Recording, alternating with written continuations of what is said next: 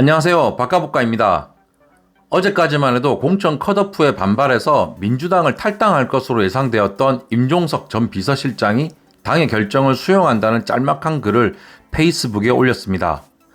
어제까지는 탈당해서 이낙연의 새로운 미래에 입당할 것으로 예상되었는데 이것도 여의치 않았나 봅니다.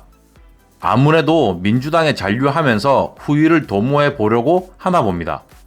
지금 새로운 미래에 입당하면 강주 시민들에게 몰매 맞을 것이 뻔한 이낙연과 함께 정치적으로 산화할 것이 뻔할 뻔짜라고 생각했겠죠.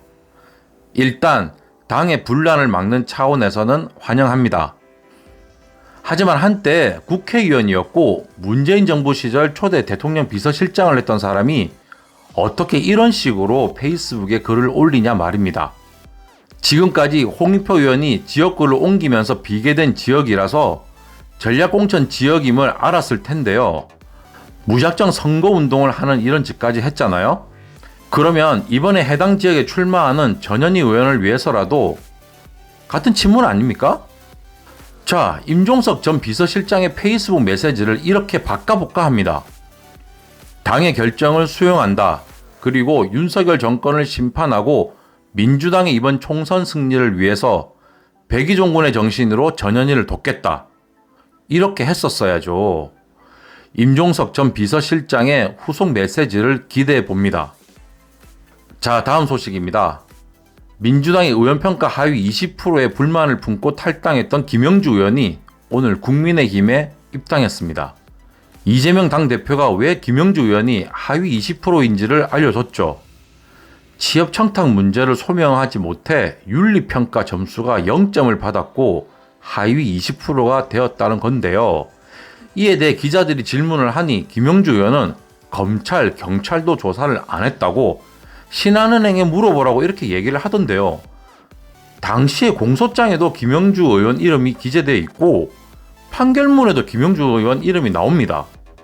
소명도 못하면서 난 아니다라고 말하면 그게 없던 게 되는 겁니까? 이 평가가 크게 영향을 미쳐서 하위 20%가 된 거고 민주당에서 사선 의원까지 하고 장관까지 했던 사람이 꿀 다 쪽쪽 빨고 나서 민주당에 침 뱉고 국민의힘으로 간다고요?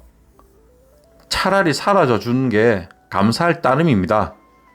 김영주 의원이 국힘으로 가더라도 영등포구 갑 지역구 판세에는 큰 영향이 없을 듯 합니다. 김영주가 무소속이나 새로운 미래에 갔으면 모르겠는데 국민의힘으로 가서 민주당과 1대1 구도를 만든다면 민주당은 땡큐입니다.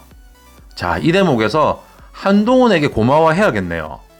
민주당 내에서 중진이랍시고 개혁을 방해하고 당 내부에 총 싸지르던 5선 이상민, 4선 김영주 손수 데려가줘서 고마워요.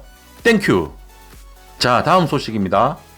최수근 상병 사망사건 축소 의혹의 직접적인 당사자인 이종섭 전 국방부 장관이 오늘 호주 대사에 임명됐습니다.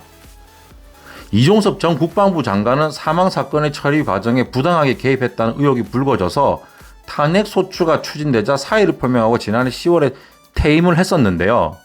재판과 특검 진행 여부에 따라 어쩌면 구속될 수도 있는 사람인데 호주 대사로 임명을 했습니다. 표면적으로는 호주와 국방 방산 분야에서 협력을 강화하기 위해서라는데 혹시 재판과 특검이 진행되더라도 국외에 있어서 진행 과정을 최대한 끌기 위함 아닐까요? 혹은 해외 꿀보직으로 내보내서 조사를 받더라도 끝까지 자기 편으로 만들어 놓고 싶은 욕심 아닐까요? 이 최수근 상병 사망 사건 처리 과정에서 대통령실이 개입됐다는 내용이 재판 과정에서 하나 둘 나오고 있는 상황이고 대통령이 직접적으로 개입됐다고 하면 법 위반을 들어서 탄핵도 가능한 상황이기 때문에 관련자들에 대한 처우 등도 신경 쓰고 있다고 생각이 됩니다. 하지만 국민들은 알고 있습니다. 국방부 장관이 사망사건 축소에 개입했다고 의심하고 있고 그게 사실이라면 국방부 장관을 움직일 수 있는 사람은 법 체계상 한 명뿐이라는 사실을요. 국방부 장관은 대통령이 임명했다는 사실을 국민들은 알고 있습니다. 이상 박가복가였습니다.